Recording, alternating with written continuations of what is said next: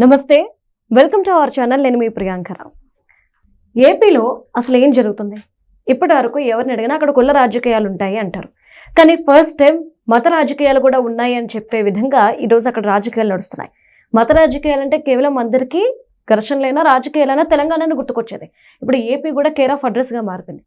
ఇప్పుడు ఏపీని రెండుగా చీల్చే ప్రయత్నం చేస్తున్నారు. హిందువుల మధ్య క్రిస్టియన్స్, హిందూస్ అనే చిచ్చు పెట్టే ప్రయత్నం జగన్మోహన్ రెడ్డి గారు చేస్తున్నారు అంటూ కొంతమంది స్వామీజీలు, తర్వాత పీఠాధిపతులు మీడియా సమావేశం పెట్టి మరి చెప్తున్నమాట అందరూ ఐక్యంగా ఉండాలి అని.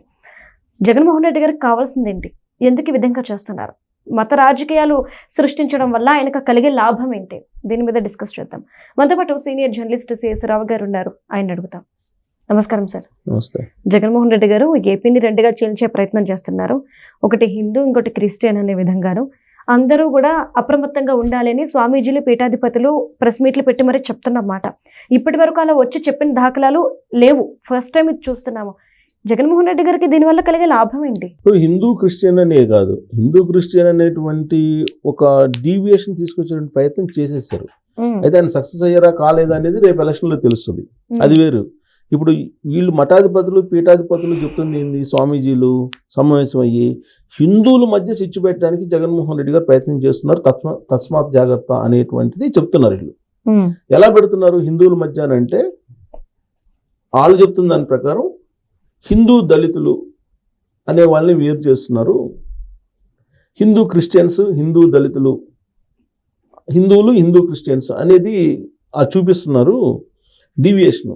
అంటే హిందువుల్లోనే దళితులను వేరు చేసే ప్రయత్నం చేస్తున్నారు. దళితులు అనేవాళ్ళు హిందువులే అనేటువంటి చెప్పే ప్రయత్నం చేస్తున్నారు స్వామీజీలు, మఠాధిపతులు, పీఠాధిపతులు.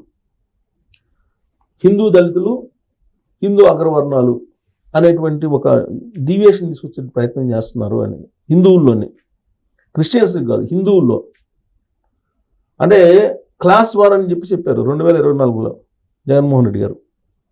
క్లాస్ వార్ అంటే అది ఫైనాన్షియల్ గ్యాప్ తోటి వచ్చేది క్లాస్ వార్. ఆయన చెప్పిన క్లాస్ వార్ అది వర్కౌట్ కాదు అని కూడా చెప్పారు ప్రశాంత్ కిషోర్. ఆంధ్రప్రదేశ్ రాష్ట్రంలో క్లాస్ వార్ అనేది సాధ్యం కాదు అని చెప్పారు ఆయన స్టడీ చేసి. సో హిందూ దళితులు అనేటువంటిది ఒక సెక్టార్ని చీల్చేయాలి అంటే హిందువుల్లో జనరల్గా ఏంటంటే హిందువుల్లో దళితులు ఉంటారు, హిందువుల్లో అనేక కులాలు ఉంటాయి, ఎస్సీ ఎస్సీలు అందరూ ఉంటారు. కానీ ఒక సెక్టర్ ఆఫ్ పీపుల్ని దూరం చేయడానికి హిందువులు అని అంటే అగ్రవర్ణాలు, మిగతా వాళ్ళంతా హిందువులు కాదు అన్న ఒక భావన తీసుకొచ్చేలాగా ప్రయత్నం చేస్తుంది. ఇది ప్రమాదకరం, ఏపీని నిలువున చీల్చే ప్రయత్నం చేస్తున్నారు అనేటువంటిది స్వామీజీలు, మఠాధిపతులు, పీఠాధిపతులు వాళ్ళు సమావేశాన్ని ఏర్పాటు చేసుకొని చెప్పినటువంటి మాట. ఈ యాంగిల్ ఎందుకు వెళ్తున్నారు అని అంటే, జనరల్గా క్రిస్టియన్స్ అంతా ఎక్కువగా జగన్మోహన్ రెడ్డి గారికి ఉంటారు. సాలిడ్గా జగన్మోహన్ రెడ్డి గారు ఓట్ బ్యాంక్ క్రిస్టియన్స్ అని చెప్పేసి ఒక నోషన్ తీసుకొచ్చారు. కానీ అది వాస్తవం కాదు, అవాస్తవం. ఎందుకనంటే క్రిస్టియన్స్లో కమ్మ క్రిస్టియన్, రెడ్డి క్రిస్టియన్, బ్రాహ్మణ క్రిస్టియన్, అదేంటి ఇన్ని రకాలు ఉన్నాయి. అంటే ఒక్కొక్క కులానికి సంబంధించినటువంటి వాళ్ళు క్రిస్టియన్గా మారినటువంటి వాళ్ళు ఒక్కొక్క కులానికి ఒక్కొక్క క్రిస్టియన్ చర్చిలు కట్టేసుకున్నారంట ఆంధ్రప్రదేశ్లో. ఇది గ్రౌండ్లో చెప్పేటువంటి మాట, నాకు గ్రౌండ్లో చూసినటువంటి వాళ్ళు చెప్పిన మాట. ఇప్పుడు రెడ్డి క్రిస్టియన్ వాళ్ళు సపరేట్ చర్చ, దానికి మిగతా కులాలు వెళ్ళవంట. కమ్మ క్రిస్టియన్, దానికి కమ్మలు తప్ప ఇంకొక వెళ్ళరంట ఆ చర్చిలకి. అలాగే బీసీ క్రిస్టియన్ సపరేట్ అంట. అంటే కులాల వారీగా క్రిస్టియన్స్ కూడా ఉన్నారు. కాబట్టి క్రిస్టియన్ ఓట్ బ్యాంక్ అంతా జగన్మోహన్ రెడ్డి గారికి ఉంది అనేటువంటి ఒక ఏదైతే నోషన్ ఉందో అది అబద్ధము, అది కాదు. క్రిస్టియన్ ఓట్ బ్యాంక్ సాలిడ్గా జగన్మోహన్ రెడ్డి గారికి ఉంది అనేది వాస్తవం కాదు అని చెప్పి గ్రౌండ్ లెవెల్లో పరిస్థితులను చూస్తున్నటువంటి వాళ్ళు చెప్పేటువంటి మాట.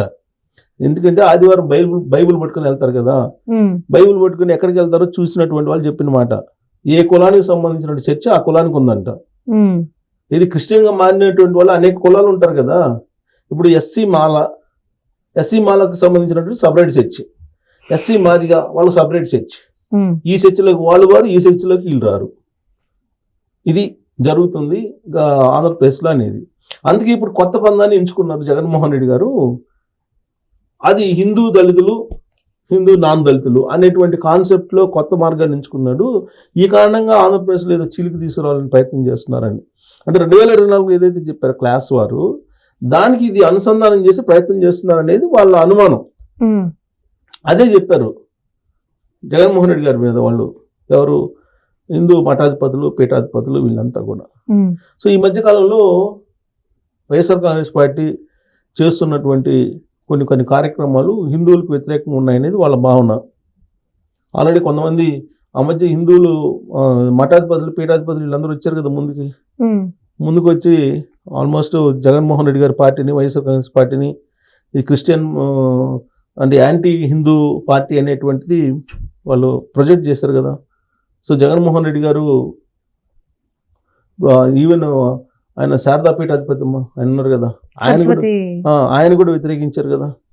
ఇది వైఎస్ఆర్ కాంగ్రెస్ పార్టీ ఒక విషయంలో ఆయన కూడా వ్యతిరేకించారు కదా. సో కాబట్టి మఠాధిపతులు పీఠాధిపతులు అబ్జర్వ్ చేస్తున్నారు రాష్ట్రంలో ఏం జరుగుతుంది ఏంటి అనేది.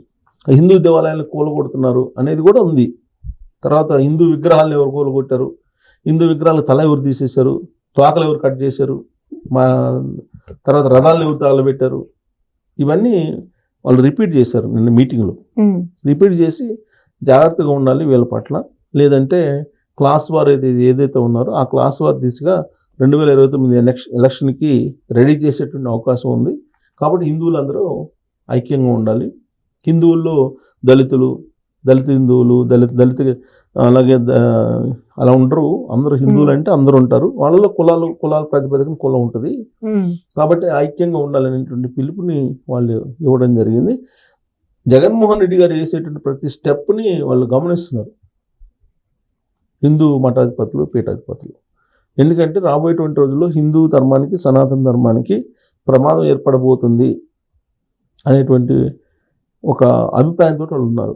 కారణం ఏంటంటే ఇవాళ ఆంధ్రప్రదేశ్లో ఏ మూలకి వెళ్ళినా, ఏ గ్రామంలోకి వెళ్ళినా కనీసం 2 చర్చిలు కనపడతాయి. అంటే ప్రజల మధ్య చీలిక పెట్టి లాభం పొందాలని జగన్మోహన్ రెడ్డి అనుకున్నాడు. తన గెలుపు కోసం ఇక్కడ రాష్ట్రాన్ని విడగొట్టేస్తారు. 2019లో జరిగింది అదే కదా. ప్రశాంత్ కిషోర్ ఐపాక్ చేసింది ఏంటి? భావోద్వేగాలు రెచ్చగొట్టాడు. ప్రతి క్రిస్టియన్ చర్చిలకి వెళ్ళి బ్రదర్ అనిల్తో పాటు ప్రచారం చేశారు. అందరు వెళ్ళి ప్రచారం చేశారు. ఆ రోజు చేసింది కూడా అదే కదా. ఆ తర్వాత రాయలసీమ ప్రాంతీయ అమరావతిని బూచిగా చూపించి ప్రాంతీయ విద్వేషాన్ని రెచ్చగొట్టే ప్రయత్నం చేశారనేది ఆ రోజున ఆరోపణలు వచ్చాయి కదా.